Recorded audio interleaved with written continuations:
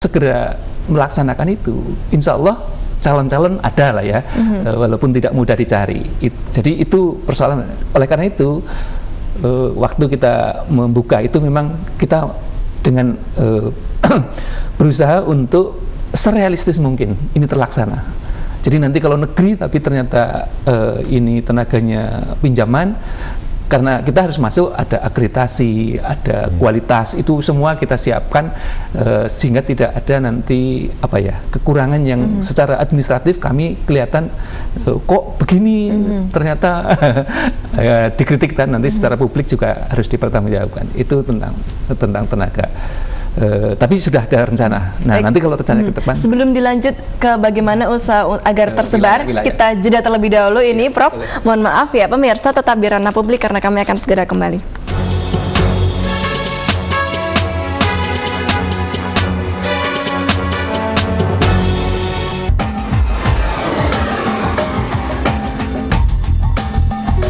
Jangan sampai anak kebanggaan Anda rusak karena tayangan TV yang tidak mendidik.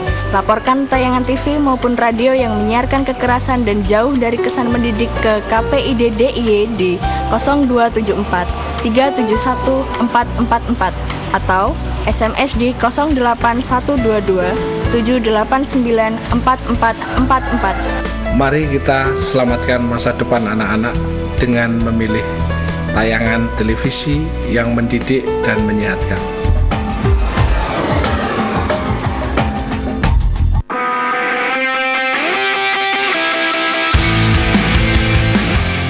Untuk Anda penggemar lagu kenangan, saksikan Senandung Rindu pada minggu kedua pukul 18 waktu Indonesia Barat hanya di TVRI Jogja. Memang istimewa. Sebagai karyawan, kamu berhak mendapat jaminan kesehatan nasional. Pemanfaatan layanan JKN BPJS Kesehatan mudah, asal sesuai prosedur. Prosedur pertama, peserta dilayani di fasilitas kesehatan tingkat pertama terlebih dahulu. Berikut manfaatnya. Jika membutuhkan layanan lebih lanjut, peserta akan dirujuk ke rumah sakit. Kecuali dalam kondisi gawat darurat bisa langsung ke rumah sakit. Wah, banyak yang manfaatnya. JKN BPJS Kesehatan wajib dan bermanfaat.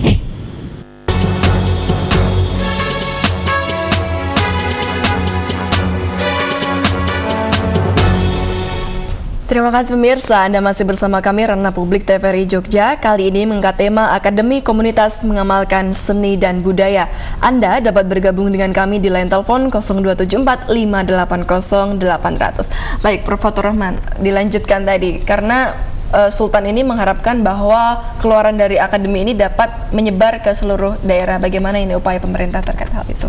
Ya, terima kasih. Jadi saya kira memang ketika akademi ini dirancang juga sudah disiapkan atau dihitung tentang bagaimana kebutuhan, kita katakan pasar lah ya, kebutuhan pasar terutama DIY, dan juga kemungkinan ke depan untuk mereka secara kompetitif bisa mengisi di seluruh Indonesia maupun di dunia. Dengan kata lain, sebetulnya yang ingin ditekankan adalah pertama, lulusan dari akademi komunitas ini diharapkan, dan itu memang harapan yang realistis, mau menyumbangkan dulu ke provinsinya, diharapkan. Tapi ini kan tidak bisa memaksa, sebetulnya tidak bisa memaksa. Seandainya saya kira Gubernur Pak Aji juga akan, kalau ada di tempat lain yang lebih baik, ya untuk apa? Karena ini kan membangun Indonesia, dan ini sedang seni budaya daerah kita, jadi tidak ada masalah. Tapi memang tadi diharapkan itu, karena memang ada kebutuhan. Oleh karena itu nanti kebutuhan ini akan dipenuhi dalam beberapa tahun, karena tadi dikatakan oleh Prof. Mantio 400, sekarang 100 pun masih megap-megap. Yang kedua, kita hanya punya 84. Jadi kalau tahun depan lulus itu pun masih kurang, ya. Dan sekali lagi ini bukan paksaan, tapi himbauan yang memang diharapkan itu begitu. Jadi tapi kan juga ada pihak lain dari luar akademi komunitas yang nanti juga akan mengisi lowongan itu. Tapi kan kita tidak tahu. Dengan kata lain, sebetulnya Jogja keseriusannya kan di bagaimana kita mengembangkan dan melestarikan seni budaya Jogja itu. Dan ini adalah salah satu bagiannya. Jadi diharapkan memang ada, karena itu jaminan. Dan itu ketika kami divisitasi oleh Dirjen Dikti, itu pertanyaan yang paling dikejar-kejar. Ketika kami sampaikan bahwa Gubernur sudah komit memberikan komitmen untuk dalam waktu 4 tahun ke depan, kalau memang mau silakan kerja seperti yang beliau tawarkan. Artinya tidak ada masalah. Dan ini artinya kita tidak hanya tadi mengatakan memberi sertifikasi kepada mereka yang sudah ahli, tapi memang lapangan kerja juga tersedia. Ini jarang yang disediakan oleh akademi lain jarang itu ya.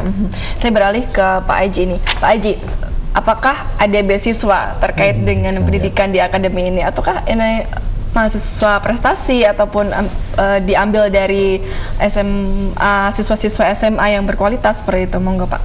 Jadi sudah jadi komitmen dari pemerintah daerah Istimewa Yogyakarta bahwa bagi mereka yang dari keluarga tidak mampu itu pasti kita siapkan beasiswa, mulai dari jenjang SD, SMP, SMA, SMK sampai ke perguruan tinggi, bukan hanya di akademi komunitas.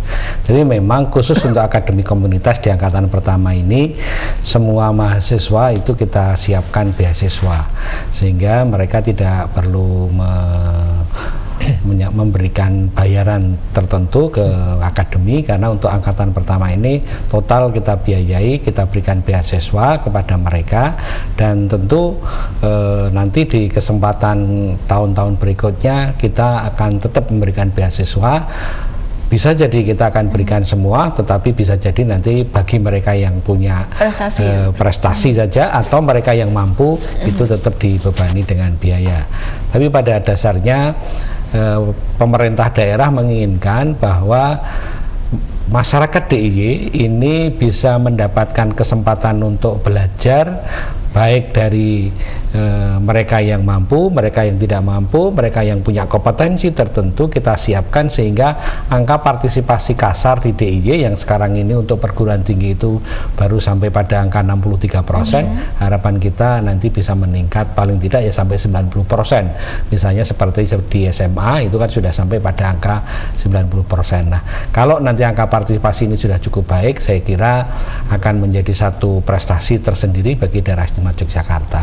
Dan perlu saya sampaikan bahwa banyak pertanyaan, apakah mereka yang berasal dari luar DIY itu boleh masuk ke akademi komunitas ini? Silahkan, tidak ada masalah. Hanya perlu saya sampaikan bahwa materi-materi pelajaran yang diberikan oleh Prof. Mantio dan teman-teman ini adalah mata pelajaran seni dan budaya yang khas daerah Istimewa Yogyakarta, sehingga walaupun dari luar mereka tidak bisa belajar tari-tarian mereka, belajar gamelan mereka, tetapi mereka tetap harus belajar tentang gamelan Jawa, tarinya juga tari Jawa, krianya juga kriya tadi sudah kita sampaikan, tata sungging wayang terutama gitu. Nah, ke depan kita akan buka yang lain seperti tadi disampaikan oleh Prof. Mantio, misalnya kriya logam, karena gamelan itu sekarang kita sangat sulit. Jadi kita ini akan memberikan gamelan ke desa-desa, memberikan gamelan ke sekolah-sekolah, komunitas-komunitas, tetapi gamelan itu belum bisa kita siapkan, bukan karena kita tidak punya biaya untuk membiayai, tetapi karena pengrajinnya tidak ada. Belum ada seperti itu ya. Kita. Pengalaman saya misalnya mau memberikan gamelan 14 pangkon pada tahun kemarin saja tidak ada satupun yang jadi, karena ternyata lembaga-lembaga lain sudah pesan lebih dahulu terhadap gamelan tersebut gitu. Berarti memang ini juga dilihat dari pangsa pasarnya DIY sendiri membutuhkan apa, seperti itu ya Pak Aji ya. Jadi sekarang ini komunitas-komunitas, misalnya komunitas kriya, kecuali tadi lapangan pekerjaan mereka bisa menjadi Pak Menteri Budaya di desa-desa yang ada di sini, sanggar-sanggar kriya kulit itu sudah menyampaikan besok lulusannya bisa saya tampung semuanya ya. Gitu. Jadi sebetulnya permintaan pasar sangat tinggi karena memang keahlian-keahlian yang seperti ini sangat langka, walaupun itu di daerah Istimewa Yogyakarta, apalagi di tempat lain kan. Gitu. Luar biasa. Saya beralih ke Prof. Sumandio ini. Prof, untuk materi pembelajarannya sendiri, kemudian syarat-syaratnya ini untuk menjadi mahasiswa, mungkin saya bisa atau gimana ini, monggo Prof, silakan. Ya, saya balik pertanyaan untuk syarat-syaratnya. Jadi yang kami terima kemarin, karena ini pendidikan hanya diploma 1 tahun, lebih mengkonsentrasikan atau lebih keterampilan, sehingga yang masuk tuh minimal harus sudah terampil. Misalnya tadi ditanyakan kalau karawitan, dia harus sudah bisa paling tidak menabuh gamelan dengan 2 tangan. Kalau hanya 1 tangan misalnya hanya bisa ngegong atau kenong itu terlalu, nanti pendidikan 1 tahun bagaimana? Udah pusing sendiri ya. Itu yang pertama. Baik, saya potong dulu Prof. Ya. Mohon maaf sekali, ada telepon ini. Iya, silakan. Halo, selamat malam. Selamat malam, Bu.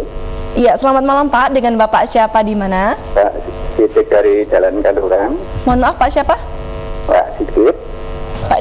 Pak Sujud di Jalan Kaliurang. Monggo Pak. Ini mau nanya itu untuk yang ini Pak, Bu, untuk mau ikut tenaga outsourcing itu kalau dari sudah S1 gimana itu, Bu? Sudah ditangkap ya Pak ya? Ya. Baik, ada yang lain Bapak? Untuk yang sudah S1 kalau mau ikut apa itu Akademi? untuk tenaga outsourcingnya Bukan outsourcing. itu apa Outsourcing, harus masuk ke ada D1 itu, Bu? Tergantung bedanya. Baik, sudah Bapak? Halo? Oke, baik, sudah terputus. Monggo, ini Prof. Sumandios dilanjutkan tadi baru sampai karawitan. Untuk yang lainnya seperti apa syarat-syarat? Ya, syarat-syaratnya itu tadi dia sudah minimal punya keterampilan basic, minimal itu sudah punya, tadi saya contohkan karawitan. Kalau tari ya minimal sudah menguasai 1 repertuar tari yang khusus ciri khas mengenai Jogja, seperti misalnya kalau putri gulek, kalau laki-laki bisa klono, topeng atau beksan, itu minimal sudah harus bisa. Kemudian yang kulit ya harus bisa bagaimana cara menatah dengan natah yang sifatnya ada istilah tatah tuh yang buat ukel, yang buat nyecek dan lain sebagainya harus itu minimal punya. Masuknya itu SMP, SMA atau apa itu? Enggak, SMA karena ini akademi komunitas kan lulusan SMA atau SMK. Paket C ya? Di paket C atau bisa kalau nih? yang belum punya akan paket C nanti yang memberi Pak Haji ini ya diselenggarakan. Itu untuk persyaratan. Kalau soal kurikulumnya, karena ini pendidikan berbasis keahlian atau keterampilan, itu kan menurut peraturannya itu sekitar 40 itu teori, 60 itu praktek. Tapi yang kami buat sekitar 30 teori, 70 praktek. Agar bisa lebih banyak. Lebih banyak keterampilannya, itu boleh saja. Dan justru karena lebih kepada keterampilan, dengan 70 praktek itu saya kira bisa membekali untuk mereka nanti bisa bekerja atau outsourcing menjadi pembina atau tadi guru di komunitas atau di daerahnya masing-masing. Mungkin saya beralih ke Prof. Fatur Rahman terkait dengan pertanyaannya Bapak yang di Jalan Kaliurang tadi, monggo Prof. Yang kompeten ini sebenarnya Prof. Mandi, tapi secara umum yang pernah kita sampaikan adalah selama beliau itu memegang kesarjanaan seni budaya itu bisa ya. Nanti akan disampaikan, nanti akan direkrut. Tapi Prof. Mandi begini, kalau kemarin ada pertanyaan, kalau punya S1 dari ISI Yogyakarta ya saya kira untuk apa lagi kan? Ya toh. Hanya masalahnya begini, saya punya S1 misalnya tari. Sebetulnya saya kepingin keterampilan 1 tahun saja untuk karawitan karena saya tidak untuk bidang karawitan sedikit. Ya silakan aja kalau mau, wong sudah punya S1 tari, mau kepingin diploma 1 karawitan. Tapi sebetulnya ini bukan untuk kesempatan mereka karena sudah punya sarjana ke diploma 1. Yang untuk pametri itu mungkin. Pametri, dan maksud tujuan pemerintah kan APK, angkat partisipasi kasar, supaya lulusan perguruan tinggi itu di DIY itu baru berapa? 63% ya. Kita ketinggalan dengan negara-negara berkembang lainnya. Baik. Tapi ada yang ditanyakan Pak Sidik. Jadi Pak Sidik yang dimaksudkan adalah sudah S1 apakah bisa mengikuti rekrutmen outsourcing untuk yang pametri budaya? Sebetulnya bisa, hanya memang babak pertama untuk tahun 2014 itu proses rekrutmennya sudah dilaksanakan.